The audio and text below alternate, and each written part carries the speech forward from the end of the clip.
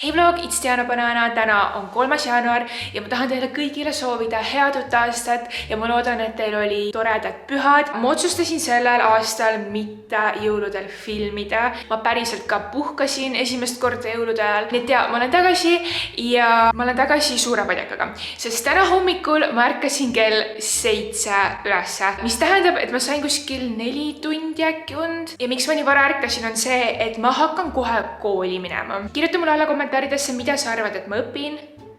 Ma ootan, sest tegelikult ma ei läinud tagasi kooli.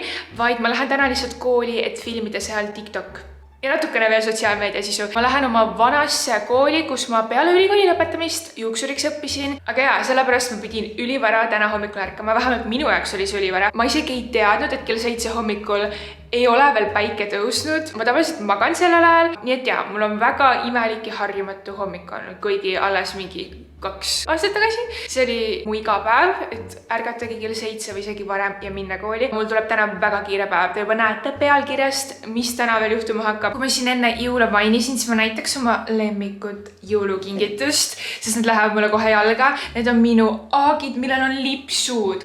Ja kus laiade teksadega näevad aagid välja nagu mingid, ma ei tea, pratsi jalanud lihtsalt. Ja fun story, eile 2. jaanuaril siis ma läksin esimest korda trenni sellel aastal. Tavaliselt ma panen kohe kodus juba trennitossud jalga. Just sellepärast, et nad koju ei ununeks. Ja siis eile ma millegipärast mõtlesin, et ma tahaks oma uusi jaoks jalga panna. Ja ma panin need jalga. Ma jõudsin juba trenni ukse ette ja siis ma sain aru, et mul pole ju tosse kaasas. Ma pidin tagasi koju tulema, tossud võtma. Ma lihtsalt ajaliselt ei jõudnud. Nagu ma oleks trenni nii palju hilinenud, et trenn oleks mingi poole peal ja mind lihtsalt poleks enam sisse lastud. Ja ma sain üle pika aja trahvi trenni broneerimise ja mitte sinna kohale minemise eest. Õnneks tund aega hiljem oli teises klubis sama trenn, ma läksin pampi ja ma sain ikkagi oma trenni tehtud, aga jah, ma sain väikse trahvi, sest et trennitossu tasemel ma otsustasin trenni minna oma uute lipsukestega aagidega. Nii ma jõudsin nüüd kohale ja tegelikult ma olen kuskil tund aega hiljem kohal, kui ma algselt planeerisin. Nii ma pean eriti efektiivne olema oma tegemistega. Nii, kell on praegu 11.33 ja ma lahkun ajutiselt koolist. Ma lähen ortodondi juurde, sest täna saan ma tahaks öelda Invisalign'i, ma tahaks öelda Brecketit, aga see pole mitte kumbagi. No pigem on see Invisalign'i tüüpi asi, aga ma ei võta Invisalign'i brändi oma. Mul reaalselt ei ole isegi aega normaalselt hambaid pesta. Ma hakkan seda siin autos tegema, ma võtan praegu hambaniidi välja. Mulle pakuti seal banaanileiba ja ma reaalselt ei tahtnud olla ebaviisakas ja keelduda. Siis nad ütlesid, et tegid ekstra minu pärast täna seal koolis banaanileiba, pagarid. Ilmselt ma pidin seda sööma, nii et nüüd ma hakkan uuesti hambaid pesema, et minna ortodondi juurde ikkagi puhaste hammastega, aga ma teen seda reaalselt autos. Ja ma saan Brecketit või õigemini, ma ei tea, kuidas seda kutsuda. Kutsume seda Brecketiteks, okei, ma saan selle ainult alumisele reale, sest et mu vana ortodont keeras mu hambad viltu traadiga. Ja ma räägin sellest pärast pikemalt ja kui ma ortodondi juures oleme ära käinud, siis ma pean tagasi kooli minema. Jumala crazy hommik on lihtsalt olnud. Ma tulin tagaistmele hambaid pesema, et siis võib-olla vähem inimesi näeb. Selle vlogi probleem on see, et mul on siin liiga palju autos filmimist, nii et jah, ma olen sellest teadlik, andke andeks, aga mis teha, kui ma nii busy inimene täna olen. Aga ma näitan praegu lähedalt enda seda kape asja. Tegelikult on imelik enda suud väga lähedalt näidata. Ma ei taha tegelikult väga lähedalt näidata. Ma otsustasin ümber, ma korra näitasin väga lähedalt ja ma vaatasin, et see on veits ebaatraktiivne. Öelge mulle all kommentaarides, kas te saate üldse aru. Nii, ma olen tagasi koolis. Ma lihtsalt tahtsin siin nagu ringi näidata, sest et see minu vana kool ka. Seal olid vanasti minu õppeklassid. Siis sinna jäävad restoranid, vana salong, kus ma olin. Ja ülejäänud kool kõik on seal pool. Ja praegu võtta ma näitan, neil on iga päev mingid postrid üleval. Ma otsin nagu selliseid asju, millega filmida. See on juba otsas, aga neil oli täna menüüs banaanileib. Ja mulle reaalselt öeldi, et nad tegid seda minu pärast, sest et Diana Banana tuli täna filmima. Nad tegid mulle banaanileiba ja panid selle müüki. Nagu nii cute, et mul tuleb mask eest ära. Kell on praegu 13.38 ja tegelikult ma olen siin ju hommikul kella 10 olnud, vahepeal käisin tund aega ortodondi juures, aga ma lõpuks sain kõik oma asjad tehtud ja ma hakkan ära liikuma, aga lihtsalt tahan öelda, mul on nii kodune tunne. Mul on selline tunne, nagu ma polekski vahepeal koolist ära läinud, lihtsalt nagu ma mäletan kõike ja kõik on enam-vähem samasugune, ainult salongis nad olid seina värvinud, juuksurisalongis, aga muidu kõik on suht sama. Nüüd on jaanuar, on alanud minu sünnipäeva kuu ja ma lähen tähistan sünnipäeva sellega, et ma ostan endale, mul on T-särke vaja. Kui ma kolisin, siis ma müüsin või andsin väga suure osa oma riietest ära. Tuli välja, et ega mul endale väga palju midagi alles ei jäänudki ja isegi nagu mingeid basicuid T-särke mul lihtsalt ei ole. Aga asi selle kapeteemaga on see, et ma pean seda kogu aeg kandma. Ma võin päevas 2 tundi ilma olla ehk 22 tundi päevast, 22 tundi 24-st mul peaks see kogu aeg peal olema. Nii 2 tundi on mul nagu söömiseks, joomiseks, asjadeks, mis pole nagu vesi. Ja mul ongi praegu, et kas ma tahan süüa, kas ma viitsin jälle uuesti, nagu ma pean iga kord, ma ei pea hambaid pesema.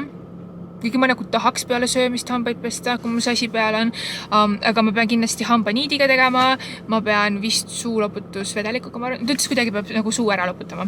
Nii et söömine, sellest saab paariks kuuks minu kõige tüütum tegevus vist üldse. Ma peaks praegu lõunat sööma. Ausalt öeldes ma peaks koju kaasa võtma. Ma saaks korralikult nagu hambad ära puhastada. Ja sellega normaalselt ära võtta, vaata. Ma ei oska seda veel ilusti eemaldada ja nii. Jaa, sest et ma tahan minna poodi.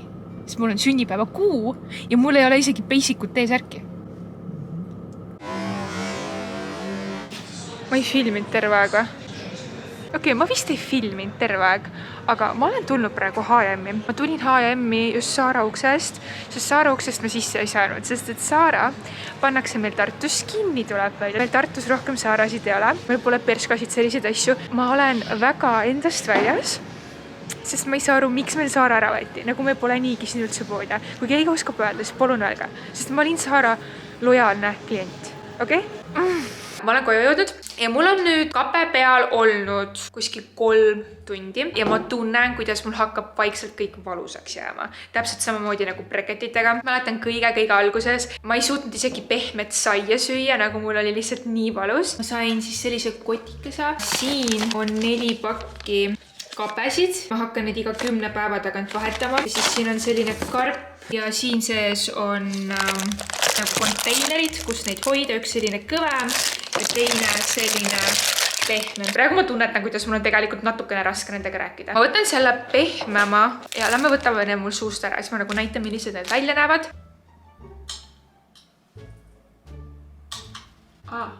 Ma lasin just kraanialt läbi, see tilgub vett ainult. Üliõhukene asi, mis on tehtud minu hammaste järgi. Ja siis mu enda hammaste peale pandi väiksed nagu täkked, nagu plommimaterjalist. Ei tea, kas te näete, arvatavasti mitte. Need pandi külgedele, millega pärast mulle ette ei pandud, just siis polnud vaja. Ja siis kuskil umbes iga 10 päeva tagant ma panen endale natukene teise kujuga kape suhu ja siis see järjest liigutab mu hambaid, täpselt nagu breketitel liiguvad hambad, kui sa neid pingutad ja niimoodi. Ausalt öeldes, kui need nagu suus on, siis need ei häiri nii väga. Aga kui neid suus ei ole, siis nagu need asjad, mis mulle suhu tehti, need plommi moodi asjad, siis need on nagu rohkem tunda, need on küllaltki teravad. Ja kui ma nagu neid ei kannaks, nad nagu hõõruks mul vist päris katki ära, nagu nii teravad. Ütle mulle allkommentaarides, kas sul on kunagi olnud breketid või Invisalign'i taoline asi või sul pole neid asju kunagi olnud. Ja kindlasti anna selle videole thumbs up, kui sa pole seda veel teinud. Ma lähen teen endale kiire lõunapausi ja konkreetselt kiire, sellepärast et aeg tiksub, ma pean need tagasi suhu panema. Ma sain ära, ma muretsesin põhiliselt, et äkki mu hambad on liiga tundlikuks muutunud. See polnud veel juhtunud, aga juhtus midagi muud, millega ma ei osanud arvestada, et see nii hull on. Ma ennem ütlesin, et need väiksed täpikesed, need kinnituskohad, et need on teravad. Aga ma ei olnud teadlik, et need on nii teravad, et ühe salatikausi söömisega suudaksid need mu suu täiesti katki teha. Ja ma räägin, nagu mul on nagu verised täpid. Ja see on selline sensatsioon, nagu sa hammustaksid endale kogu aeg hambaga põske, aga see pole su hammas, mis seda teeb. Aga ma siis selgitan natukene, miks mul üldse uuesti ortodontilist ravi vaja on. Mul on ju kunagi breketid olnud, mul on ju kunagi ka täitsa sirged hambad olnud. No enam-vähem, ma jõuan sinna. Igal juhul, ma sain breketid, kui ma olin vist 17.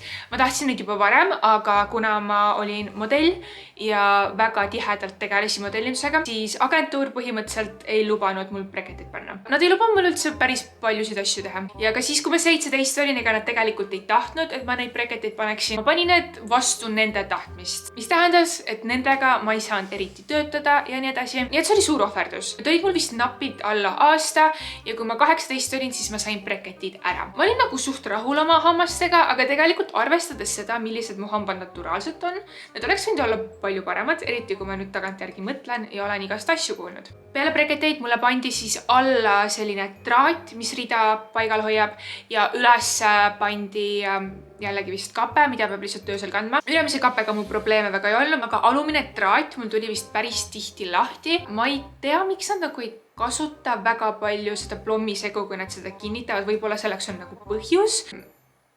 Ma ei tea tegelikult, ma ei hakka siin seda arutama. See oligi 2019 sügis, kui mul jällegi tuli hamba niiditamisest see traat lahti. Ma panin ortodondi juurde aja ja mu eelmise ortodondiga oli see, et ta oli vist ainult mingi kord või 2 nädalas see kliinikus olemas. Ja ma pidin päris pikalt ootama, et ta saaks mu selle traadi uuesti ära kinnitada. Ja kui ta selle kinnitas, ma tundsin koheselt sellist imelikku survet. Ma mõtlesin, et see surve oli sellest, et mul oli lihtsalt see traat nii kaua lahti olnud, et ta nagu võib-olla tõmbas mul seda rida tagasi nii nagu peaks, et võib-olla see oli juba paigast natuke ära läinud. Ma ei teadnud, ma nagu usaldasin oma arsti ja mõtlesin, et see pinge on normaalne. See oligi nädala lõpp, kui ma selle traadi peale sain ja siis nädalavahetuses oli vist mingi laupäev või pühapäev. Ma jällegi pesin hambaid, tegin hambaniidiga ja siis ma vaatasin, mul on hambad viltu. Ma helistasin kohe esmaspäeval esimese asjana ortodondi juurde, et mul läksid hambad viltu 1 nädalavahetusega peale seda, kui see traat mul ära kinnitati. Et palun vaadake üle, teeme selle ruttu korda, onju. Ma läksin kohale ja selgus, et ortodont oli selle traadi kuidagi imelikult kinnitanud, nii et see lükkaski mu hambad lihtsalt nagu reast välja. Nagu näha, see ei näe välja nagu hambad, mis on saanud breketiravi. Ja mida mu tore endine ortodont selle peale ütles? Ta ütles mulle, et lükka näpuga oma hambad tagasi. Kui see töötaks, siis miks keegi üldse sinu juures, ortodondi juures breketit panemas käib? Kui sa saad lihtsalt näpuga lükata. Siis ei töötanud. Aga sellest hoolimata ma väga usinasti siin lükkasin näpuga kuskil aasta aega, kuni ma sain lõpuks aru, et sellest ei ole kasu. Ja sellest pole lihtsalt mitte kasu, vaid sa võid ka endal hamba nagu suust välja lükata. Lihtsalt hoiatan, et kui sa liiga tugevalt oma sõrmega oma hambaid lükkad, nad võivad sul välja kukkuda reaalselt. Ja see näpuga lükkamine ei olnud selline naljaga asi või nagu asi, mida ta ütles mulle 1 korra. Ei, ma käisin nagu iga kuu põhimõtteliselt ennast ette näitamas, kuidas ma näpuga lükkan, kuidas see nagu liikunud on. See ei liikunud põhimõtteliselt üldse ja see oli nagu reaalselt tegevus, mida ta palus mul teha ja mida ta nagu kontrollis. Kui ma räägin oma tuttavatele oma hammaste lugu, kui ma räägin neile oma ortodondist, siis ma reaalselt ütlen kõigile, et ta on mu suurim vaenlane. See on nagu nali, aga samas ei ole ka. Igal juhul aasta aega peale näpuga lükkamist otsustasin mina, et niimoodi ma enam jätkata ei saa ja mul on vaja leida endale normaalne ortodont. Kui panna uuesti breketid või mis iganes, siis teda ma enam ei usalda. Nagu ma ei saa enam tema juurde minna. Seekord ma tegin ise põhjaliku researchi, see, kuidas ma ennem selle ortodondi leidsin. Ma ei tea, ma olin alaealine ja mu ema viis mu sinna. Seekord ma tegin ise researchi ja lisaks ma teadsin, et ma ei saa endale panna praeguses eas enam breketeid. Ma töötan kaamera ees. Mul on juba breketid olnud, ma olen selle juba korra läbi elanud, ma lihtsalt ei taha. Ma teadsin, et mul on vaja Invisiline'i või midagi sarnast. Ma ei teadnud, et on olemas ka teisi kapebrände peale Invisiline'i. Lõpuks ma leidsin kliiniku, ma leidsin ortodondi, keda ma nüüd usaldan jälle, sest vahepeal mul oli usaldus ortodontidesse täielikult kadunud. Ilmselgetel põhjustel lükka näpuga. Ja kui tema mu hambaid vaatas, siis asi ei olnud ainult selles, et mu hambad olid selle traadiga viltu läinud, vaid tegelikkuses tema standarditele vastavalt oli mu breketiravi poolik. Ja, mu hambad siiamaani ei mahu mulle suhu ja neid peab konkreetselt lihvima. Ja enne, kui ma need kaped endale üldse sain, ma tegin pool aastat lõualiigese ravi, ma tegin füsioteraapia harjutusi iga päev. Ma siiamaani kannan öösel ühte asja, samasugust kapet, aga mis on nagu 70 korda suurem, et ma hambaid ei krigistaks ja et ma nagu enda lõuga vabalt hoiaksin. Mul oli täiesti tegemata lõualiigese ravi, millest oleks pidanud üldse alustama ja teiseks see breketiravi oli poolik. Nii et isegi kui see traat ei oleks mu hambaid nagu väga viltu ajanud, nagu need praegu on, siis ikkagi tema töö oli halb. Samal ajal, kui ma käisin enda uue ortodondi juures, panin ma kohe ajaga lihtsalt hammaste kontrolli. Ma läksin enda hambaarsti juurde, kes töötab samas kliinikus, kus mu eelmine ortodont siis vanasti töötas. Kui mu hambaarst mu hambaid nägi, tal oli nagu, teana, mis juhtunud on nagu what the hell, kuidas su hambad vilt on, nagu mis siin toimub. Ja siis ma ütlesin talle, et see on mu ortodont, et kas sa ei olegi kuulnud. Ja minu üllatuseks mu hambaarst ehk mu ortodondi endine kolleeg ei olnud üldse üllatunud, vaid ta hakkas hoopis silmi pööritama ja hakkasime rääkima, kuidas minu suurim vaenlane ei läinud mitte ise teise kliinikusse tööle, vaid ta lasti lahti, sest basically ta ei ole oma töös hea. Tõesti või? Ta reaalselt ütles mulle, et see, kuidas ta oma tööd teeb, et temaga lihtsalt ei ole võimalik enam koos töötada. Ja ta rääkis mulle vist mingi konkreetsemaid asju ka, aga ma enam ei mäleta. Ma arvan, sul peab ikka päris palju ohvreid olema, et sind arstina lahti lastakse. Nii et see on see, kuidas mul ühe nädalavahetusega hambad viltu keerati ja kuidas mu endine ortodont on mu suurim vaenlane. Ja tegelikult, kui ma teda poes näen, ma vist ütleks tere. Ma ütleks no hard feelings, aga ta reaalselt tegi mulle raviplaani, kus ma aasta aega lükkasin oma hambaid näpuga. Ja nüüd ma pean ikka panema endale uuesti kaped, mis lähevad jälle mitu tonni maksma. Aitäh! Mitte millegi eest. Nagu... Peale minu on tema juures käinud veel mu vend, kellel samuti on hambarida viltu. Tal ei ole nagu see kuidagi traadist või niimoodi viltu läinud, vaid lihtsalt see, kuidas ta hambad pandi. Ta ütles, et nagu mõni hammas, mis enne breketeid oli nagu niimoodi sirge, on praegu kuidagi kerge kaldal.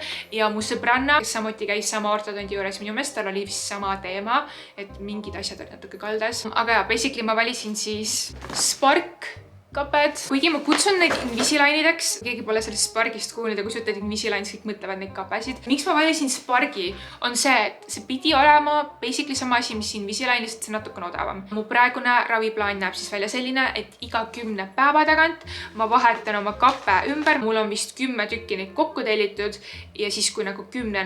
ravi saab läbi, 100 päeva pärast, siis 10 × 10, siis mulle tellitakse vastavalt vajadusele veel mõned kaped, me keegi ei tea kui palju ja siis hakkab mul ravi vaikselt läbi saama. Nii et ja üle 100 päeva, aga arvatavasti alla 200 päeva on siis mu ravi kestus kokku. Kui teil on mulle veel küsimusi seoses selle teemaga, siis te võite need alla kommentaaridesse kirjutada. Ma loen kõiki kommentaare ja ma üritan järgmistes videotes neile vastata. Issand, kas kurk nii väga valutab, ma rääkisin praegu nii pikalt, ma pole enam storytime'idega harjunud. Ma lähen joon nüüd vett, sest ma ei tohi mitte midagi peale vee juua, kui ma just hambaid ei taha pesta. Kõige hullem on see, et ma nagu isegi ei saa mingit kokat või Red Bulli juua. Ma pean selleks ka selle ära võtma.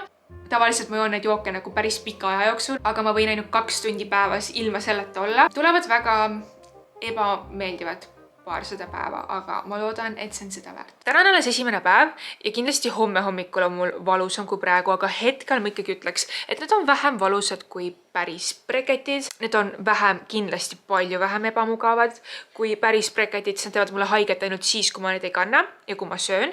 Aga breketitega mul oli nagu kogu aeg valus ja mul oli kõik nagu täiega katki. Kell hakkab 12 saama ja mul on veel vaja tööd teha. Üks minu selle aasta lubadusi on see, et ma tahan enda unegraafiku võimalikult ruttu korda saada. Samas praegu on kesköö ja ma hakkan tööasju tegema. Ja. Igal juhul ma lõpetan selle video nüüd siin ära. Kui sulle meeldis see video, siis kindlasti anna sellele thumbs up. Ise mul on nii raske rääkida. Ma tunnen, mu tekst on segasem kui isegi tavaliselt. Kui sa pole veel subscribe'itud sellele kanalile, siis kindlasti tee seda. Kõik mu sotsiaalmeedia lingid on all video descriptionis. Jätta selle video alla kuuse emoji, kui sa jõudsid selle video kõige lõppu. Okay. Aitäh vaatamast ja ma näen teiega juba oma järgmises videos.